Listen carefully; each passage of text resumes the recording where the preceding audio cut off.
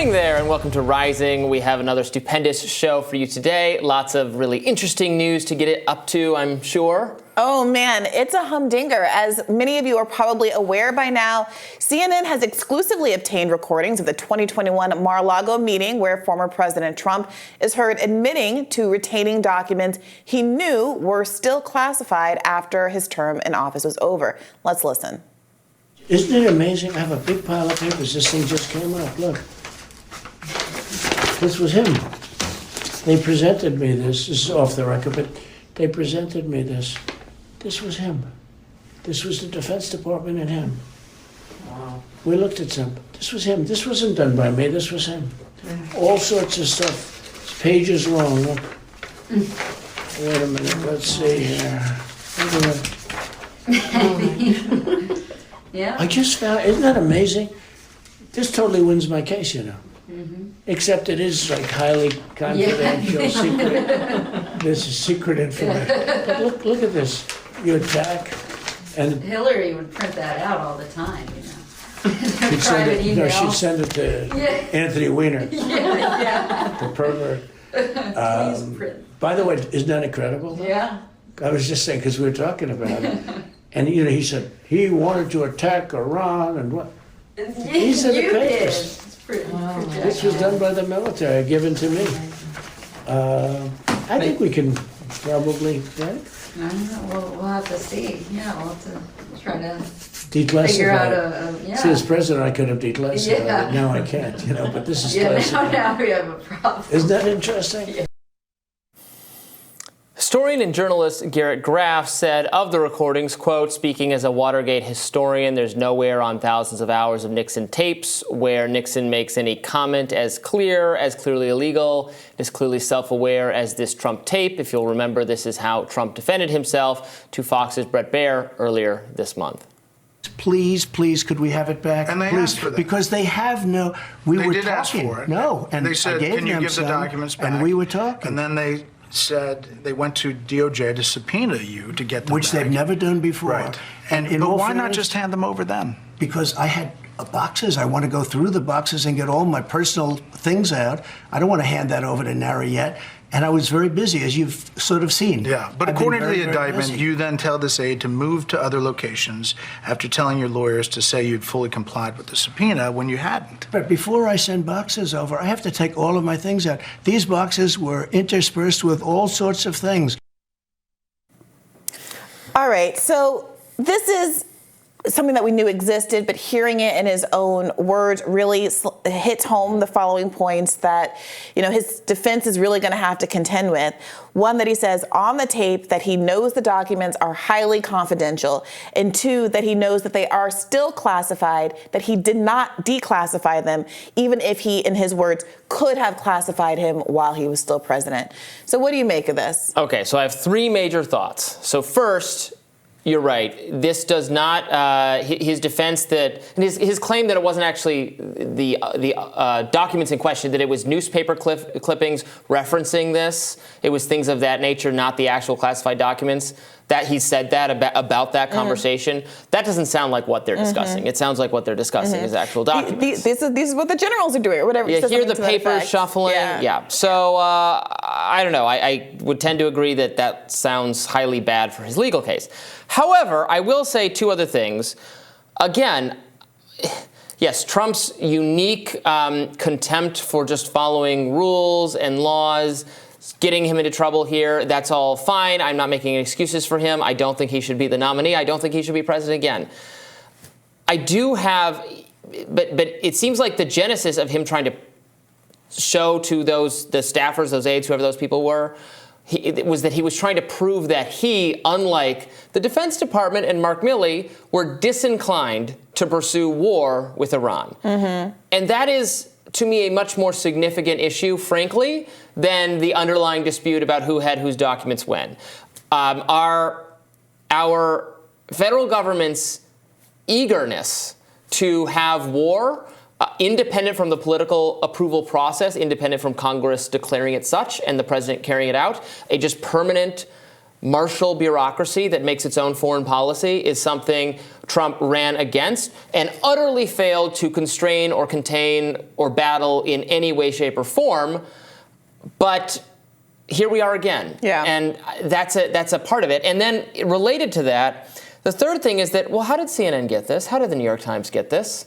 I have to imagine someone in the prosecutor's office leaked it to them, which, you know, we're getting all really uppity here about like who has what document and what information where, and this very illegal, like, but the government, the prosecutors can just with impunity make their case, have their case argued in the press rather than in a courtroom at their discretion.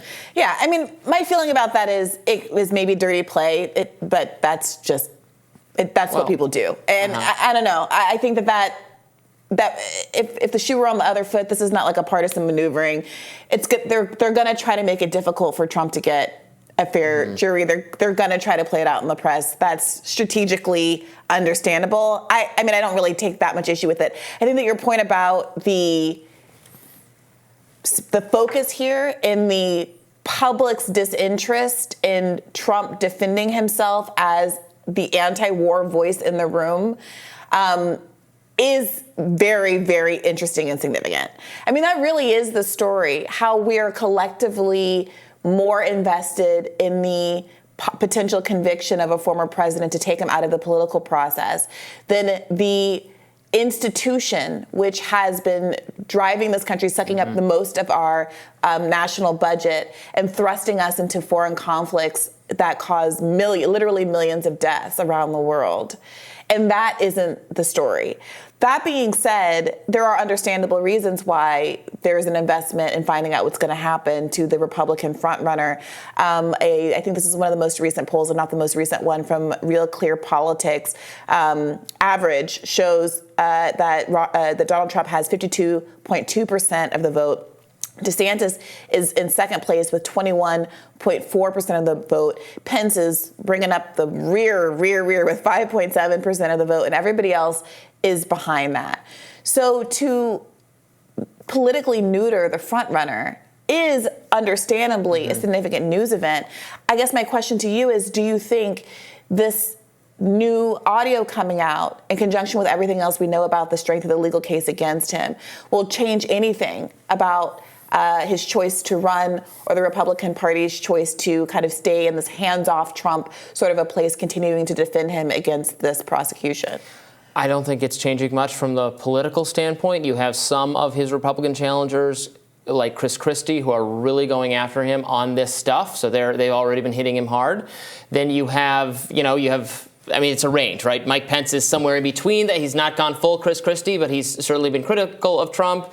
Then you have the DeSantis type people who are not touching this with a 20-foot pole and just kind of hope that it's enough to take Trump down without them having to be the one to deliver the fatal blow with the knife in the back.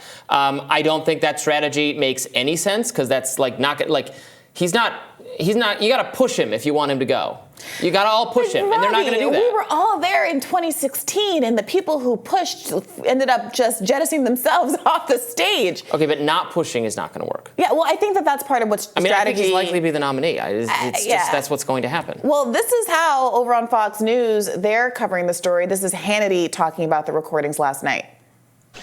Well, number one, he's right about Hillary Rodham Clinton, top secret classified documents on her servers, outlined extensively by Jim Comey in July of 2016, but no reasonable prosecutor would prosecute. Now, while he did say, this is stuff that he got from the military that would be highly confidential and secret, and says at another point, as president, I could have declassified it. Now I couldn't. But now, it would still be a secret. That does not confirm for me whether or not specifically this document was declassified or not. Was that actually the real document, or was it a story that he was telling? And my understanding is that particular document was never found by the special counsel or by, the raid at Mar-a-Lago. But I might be mistaken on that. I don't think I am. Yeah, I mean, you could try to peck holes in this. obviously the jury, judge, et cetera, are the ones who are going to decide on this. I can see what Sean Hannity is saying. I don't know that that's going to be the most persuasive. To me, when I hear that clip, it sounds like Trump is talking about classified materials that he still has. These are the papers. Yeah, you can hear the papers, rustling. You can hear this noise going on really aggressively, but, I mean, and it sounds. It could be other papers. But it doesn't sound like it's other papers. So it sounds like those papers. But and again, I kind of understand why he. Now there's a reason for him keeping these, at least. Why would you keep this? Why would you keep this? If you're listening to that whole conversation, the reason is now. They're going to try to indict me as a warmonger. They're going to say Trump was crazy. Trump wanted to nuke Iran and everybody else. But no, I didn't want to do that. They want to do that. Look at this. Look at this. They wanted to do that. Yeah, look. And you know what? I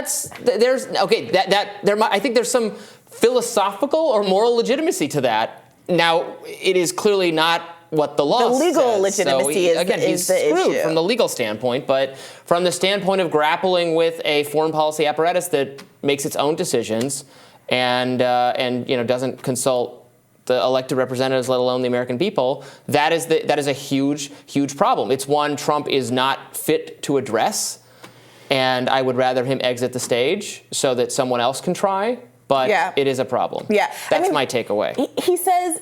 These are the papers. He says, this was done by the military and given to me. Given to me doesn't suggest I went to the bodega and bought a New York Times and I'm reading about a story. No, given to me suggests this is a confidential document that was given to me. Moreover, there were obviously the writers in the room that he was talking to. I'm sure that their testimony will also corroborate this one way or another, and we will be reporting on all of that new information as it comes out. More Rising for you after this. Stick around.